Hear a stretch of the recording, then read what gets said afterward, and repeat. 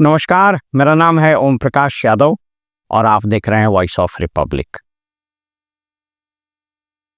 अपने Jharkhand high court Ranchi में एक जज और एक वकील के बीच तू मैं और बहस के वीडियो जरूर देखे होंगे। अगर आपने नहीं देखे हैं तो इसको देख लीजिए। Sir, this is the way your advocate will argue the case. Your lordship, if your lordship telling me, I can argue in my own way, not in your way in which you say. We can't say that the court is doing it. That is mind that. Did I say? You. He is there. He is teaching. He only. Huh? Shall only let it be. Let it be law. The court is. Don't try to hear any advocate. And no question of humiliation. It's a question of humiliation to that. Sir, please don't try to humiliate any perfect. The country is burning. The country is burning with the judiciary. These are my words. These way. Yes. Don't try to humiliate any advocate. आप बहुत ज्यादा जानते हैं, आप जज हो गए, हम लोग नहीं जानते, हम लोग वकील हैं. But you have to argue in a proper way. You in my own way. Don't cross the limit. Please don't cross the limit. हम लोग भी sir. We have already practiced for the last 40 years. Request the Chief Justice to check. Oh, no, not at all. This way cannot go. You are present here. Everybody is present. Then we will see. Everybody. Say injustice is being filled. We will see what is to be done. We will see what. इस video के देखने से दो तीन बातें स्पष्ट हो रही है। पहला कि न्यायपालिका जिसमें अनुशासन और डिकोरम कथित रूप से जो एक्सपेक्ट किए जाते थे दोनों साइड से, जजों और वकीलों के साइड से, उसका निरंतर ह्रास हो रहा है। और जो एक सैंक्टिटी थी, इस संस्था को सैक्रोसैंक्ट माना जाता था, उसमें निरंतर बहुत तेजी से गिरावट हो रहे हैं। कानून के कई जानकार, कई वकील और कई रिटायर्ड जज इस पर चिंता भी व्यक्त करते हैं और जो देश के प्रबुद्ध नागरिक हैं उनकी भी राय आती रही है। यद्यपि आम आदमी को, गरीब आदमी को इससे कोई मतलब नहीं होता है, लेकिन लब्बो लबाव यह है कि जुडिशरी के प्रति जो एक आस्था का, एक मंदिर का एहसास, न्याय के मंदिर का जो एहसास और इमेज था, उसमें बहुत तेजी से ह्रास हुआ है, गिरावट हुई है। ऐसा क्यों हो रहा है? इसको रोकने के लिए क्या कोई कारगर उपाय भी किए जा रहे हैं? न्यायिक व्यवस्था में सुधार के लिए कोई सकारात्मक पहल किया भी जा रहा है या नहीं? और न्यायिक व्यवस्था में सुधार के लिए या इसमें जो बहुत धीमी गति है, ये यूं कहेंगे कोई सुधार नहीं हो रहा है, तो इसके लिए कौन जवाबदेह है? आइए इस विषय पर हम एक विवेचना करते हैं। मैं शुरू में ही डिस्क्लेमर दे दूं कि मेरा न्यायपालिका के प्रति पूरा सम्मान है और यह वीडियो इंटेलेक्चुअल डिस्कशन के लिए बनाया जा रहा है। मेरे किसी बात से यदि न्यायालय, वकील समुदाय या जजों को ठेस पहुंचती है तो उसके लिए मैं खेद प्रकट करूंगा। मेरा उद्देश्य कदापि देश की न्यायपालिका के इमेज पर डेंट पहुंचाना नहीं है, लेकिन अब न्यायपालिका से जुड़े सभी लोगों को यह स्वीकार करना पड़ेगा कि आपको आलोचना का, विश्लेषण का और समाज के बड़े वर्ग में आपके प्रति जो भावनाएं पनप रही है उसको सकारात्मक रूप से स्वीकार करना पड़ेगा। अगर आप ऐसा नहीं करते हैं तो फिर ये धीरे धीरे ऐसी स्थिति को जन्म देगा जहां से लौट पाना बड़ा मुश्किल हो जाएगा, और वो फिर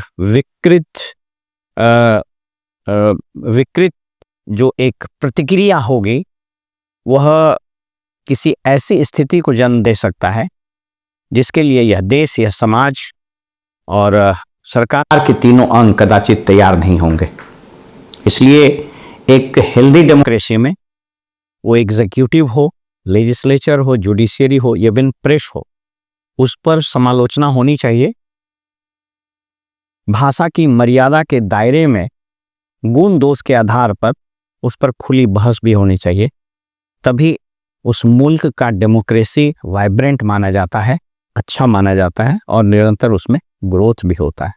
हमेशा याद रखना चाहिए कि समालोचना और विश्लेषण और अभद्र भाषा का प्रयोग, ये दोनों में अंतर है।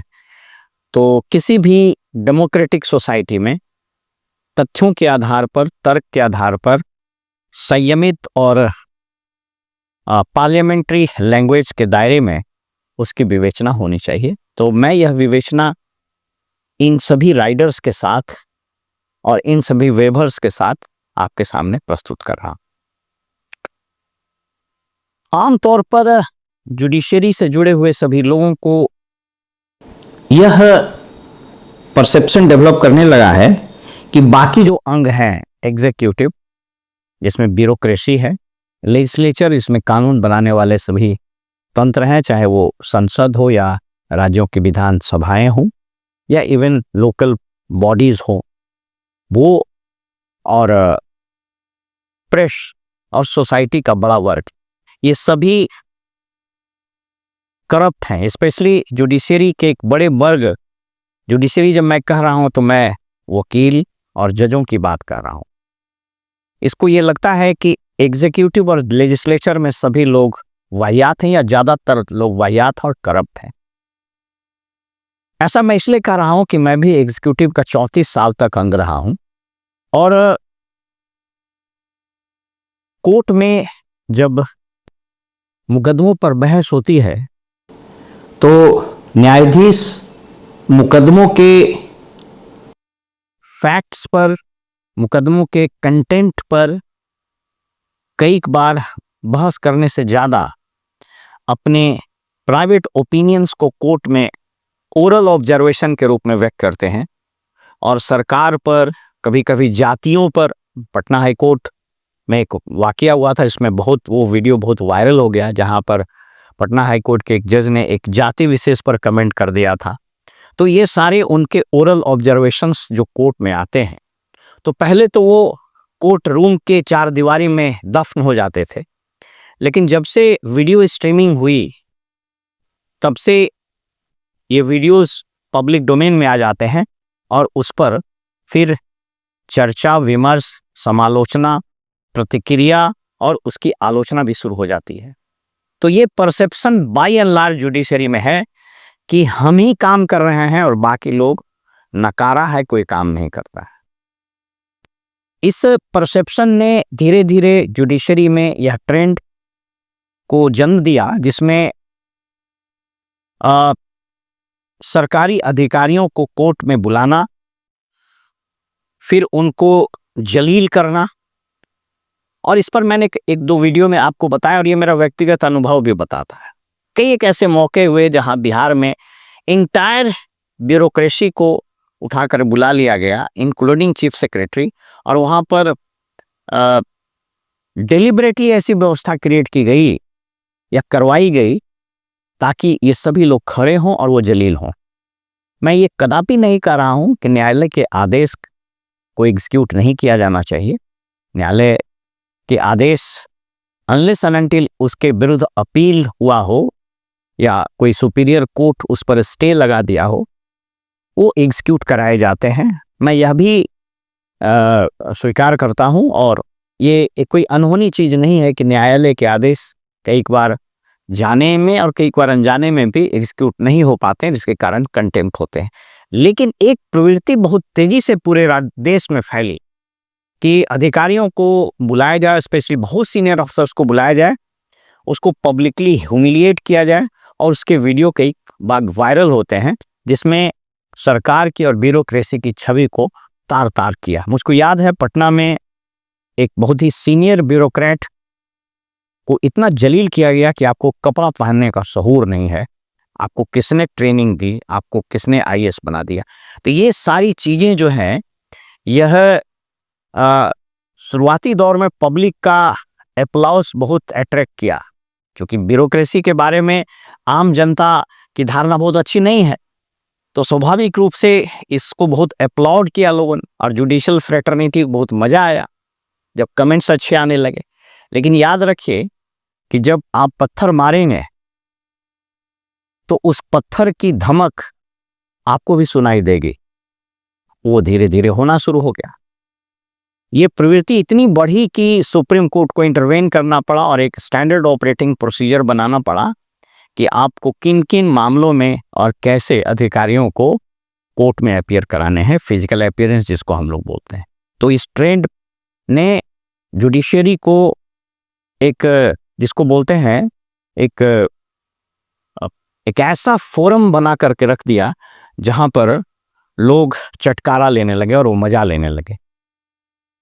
मैंने कई बार देखा है कि ये जज साहब के ओरल ऑब्जर्वेशंस होते रहे जिसका उस तथ्य से और उस ऑर्डर से कोई लेना देना नहीं था और एक नैरेटिव बनता चला गया। तो एक कारण ये है। दूसरा कारण कि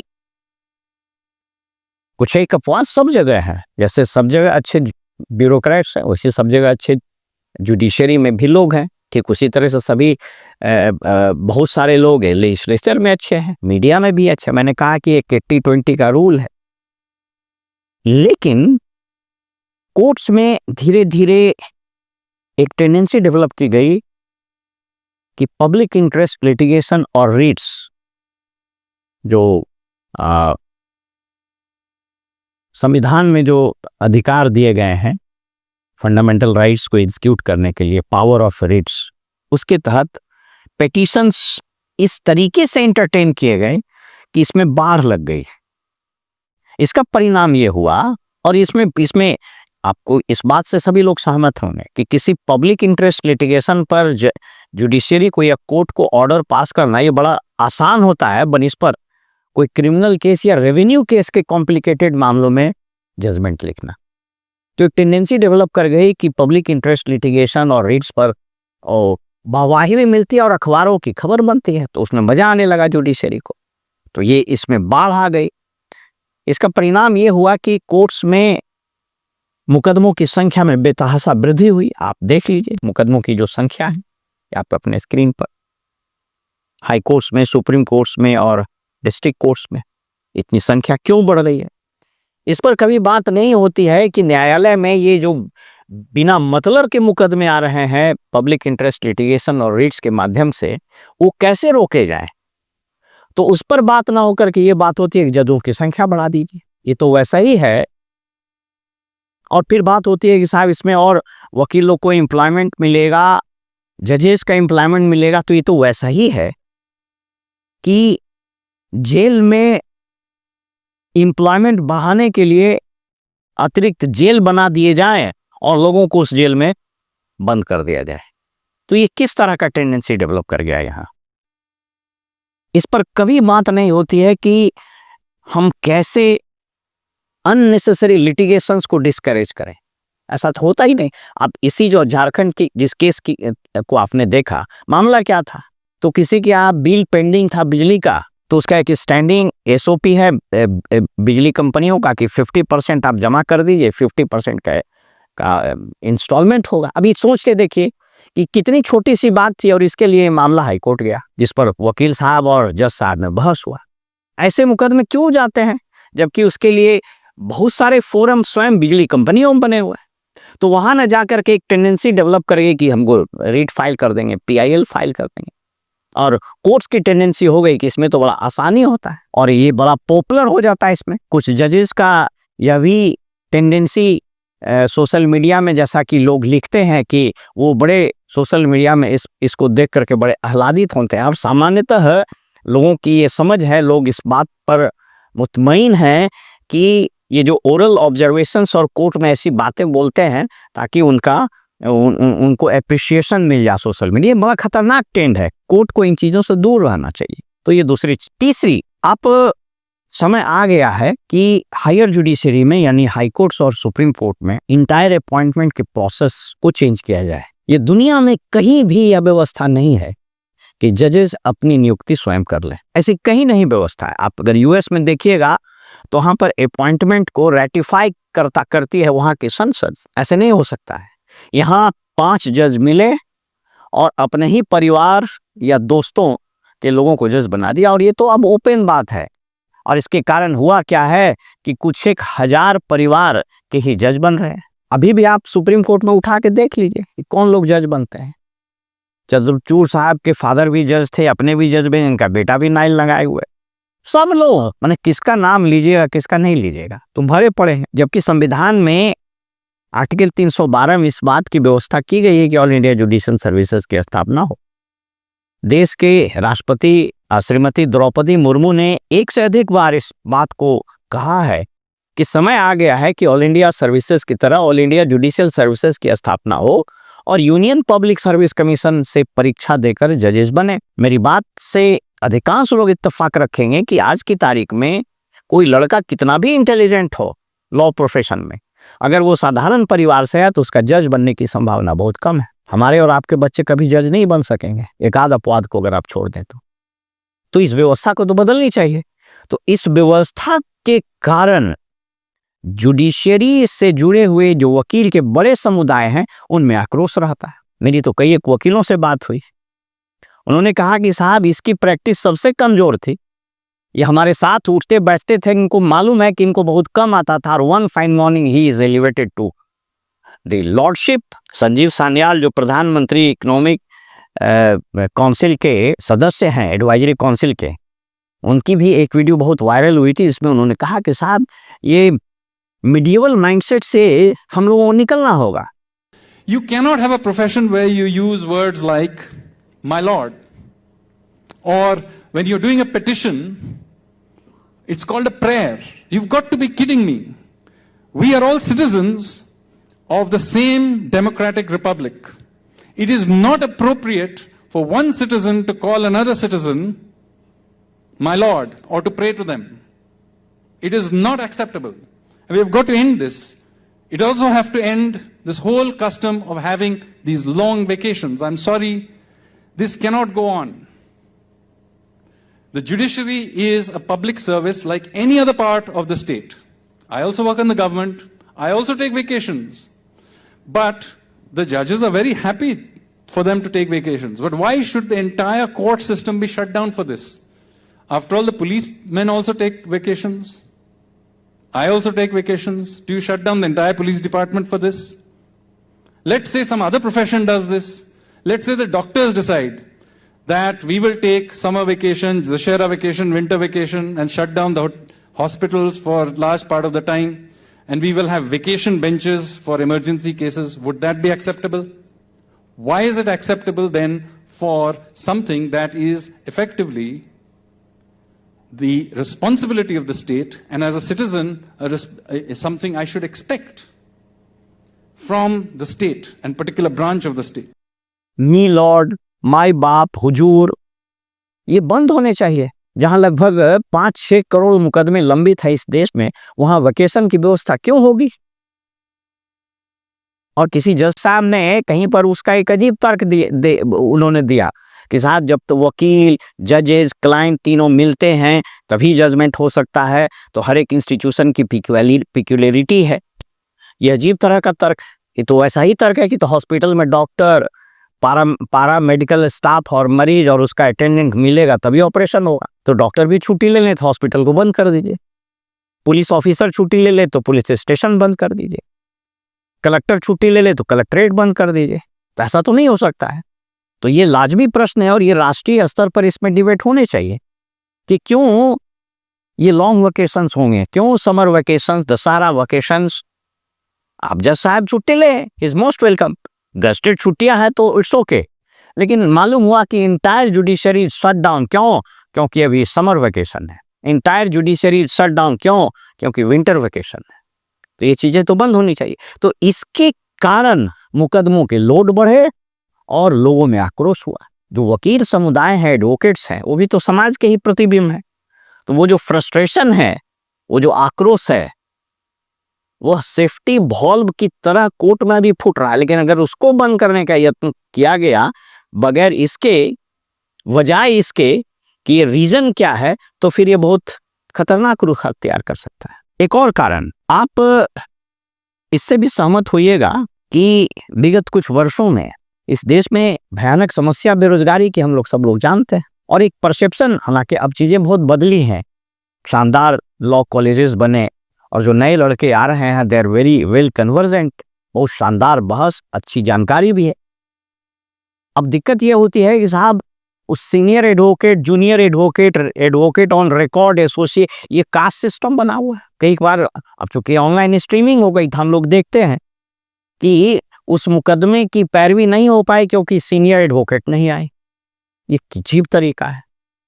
यद्यपि कानून में इसका प्रावधान है कि जो लिटिगेंट है वो अपनी बात बहस कर सकता है, तो इसको और इनकरेज किया जाना चाहिए। क्यों वो व्यक्ति अपनी बात नहीं कर सकता है? क्यों प्रक्रियाओं के जाल में हम उलझाए हुए हैं? और ये तो हम लोगों का अपना अनुभव बताता है। तो अजीब अजीब सा लॉजिक डीएफडी हो गया है, डिफॉल्ट फॉर डिफेक्ट। वो डिफॉल्ट ड्रॉप हो गया तो फिर कब आएगा पता नहीं। तो प्रक्रिया कभी भी न्याय पर हावी नहीं हो सकता है।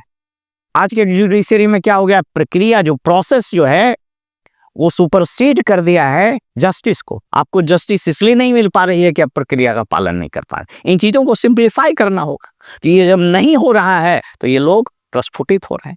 जैसे इसमें वकील साहब ने क्या कहा कि I will argue in my own way. Social media में तो कई एक दर्शक इस बात को लेकर के कमेंट कर रहे हैं, और आप भी इसको देखिएगा कि जो जज साहब और वकील साहब का जो इंग्लिश का एक्सेंट है वो बड़ा, मतलब वो जिसको लोग बोलते हैं कि वो कुछ लोगों ने कमेंट में लिखा है कि साहब ये तो अप टू द मार्क नहीं है। बहरहाल मैं उस पर कोई बात नहीं करता हूँ, लेकिन ये जो फ्रस्ट्रेशन है ये परिलक्षित हो रहा है। लबो लबाब ये है कि जुडिशियरी या जुडिशियल फ्रेटर्निटी के जितने लोग हैं, पहले तो इस बात को समझ लें कि न्यायालय कभी भी एम्प्लॉयमेंट जनरेट करने का इंस्टीट्यूशन नहीं हो सकता है।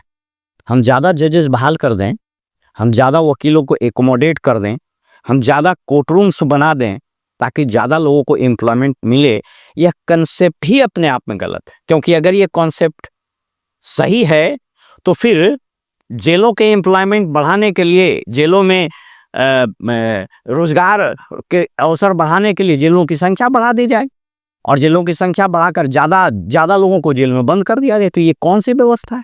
ये तो वैसा ही हुआ कि हॉस्पिटल में एम्प्लॉयमेंट बढ़ाने के लिए हम ज़्यादा से ज़्यादा लोगों को बीमार कर दें ताकि वो भर्ती होंगे तो डॉक्टर्स को काम मिलेगा, तो पैरामेडिकल को काम मिलेगा, तो ज़्यादा ऑपरेशन करने वाले लोग होंगे, तो ज़्यादा दवाई की बिक्री होगी। ये किस तरह की व्यवस्था हमने कायम कर दी है? इस पर राष्ट्रीय स्तर पर बहस की आवश्यकता। लेकिन दुर्भाग्य इस देश का है कि लेजिस्लेचर में जिस तरह के लोग चुनकर आ रहे हैं, उनका पूरा काम अब एक्सेप्टेड रूप में ये हो गया है कि विधायक चुन के आएगा तो उसको नाली बनाना है, विधायक चुन के आएगा तो उसको रोड साफ कराना है, उसको शौचालय बनाना है, एमपी चुन करके जाएगा तो अपने इलाके में वो कॉलेज खुलवा देगा।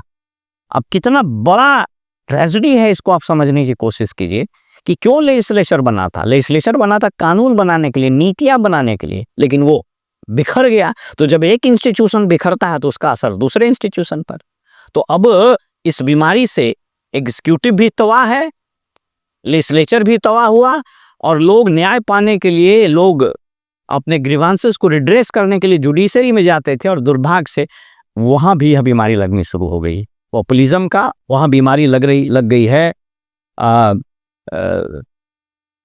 एम्प्लॉयमेंट को जनरेट ज़्यादा कर दिया जाए उसका, वहाँ बीमारी लग गई है कि हम पॉपुलर कैसे हो जाएं, और वहाँ भी बीमारी लग गई है नेपोटिज्म का कि हमारे लोग कैसे जुडिशरी में ज़्यादा से ज़्यादा लोग एकोमोडेट हो जाए। इस बात को कौन नहीं जानता है कि किस तरीके से सरकारी वकीलों की भर्ती हो रही है। आपने देखा बिहार के एक सांसद संजय झा, उनकी 2 बेटी पढ़ करके आई और सुप्रीम कोर्ट में सरकारी वकील के रूप में अपॉइंट हो गई। ये कौन नहीं जान रहा है? मैं जिस राज्य से हूँ बिहार में, उठा करके देख लीजिए जो सरकारी वकील है कौन बन रहे हैं।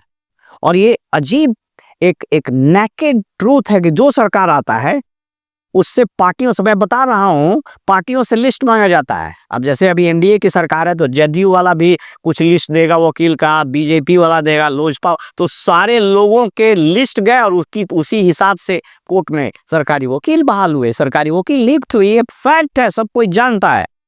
तो सरकारी वकील आप इसलिए नहीं बनते हैं कि आप काबिल हैं, बल्कि इसलिए बनते हैं कि आपका जो पावर में है सरकार, जो पार्टी पावर में है, उससे आपका एलिजियंस कैसे, और फिर वहीं से आप एलिवेट होकर के जज बन जाते हैं। तो जिस व्यवस्था में, जिस संस्था में, इस जुडिशरी इंस्टीट्यूशन में रिक्रूटमेंट का, लिटिगेशन का और अलग अलग स्टेक होल्डर्स की क्वालिटी इस बात पर निर्भर करती हो कि उसका पॉलिटिकल एलिजियंस कैसा है, उस देश के जुडिशरी पर उंगली तो उठेगी ही।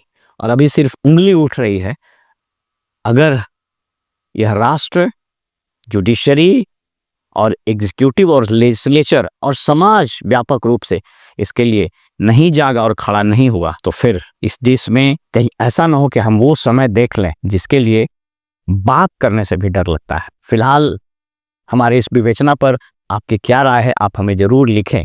लेकिन उससे ज़्यादा ज़रूरी है कि यह राष्ट्रव्यापी बहस हो कि जुडिशरी में अब रिफॉर्म की प्रक्रिया को हम बहुत दिन तक रोक नहीं सकते। फिलहाल में इजाज़त दीजिए और आप देखते रहिए वॉइस ऑफ रिपब्लिक। नमस्कार।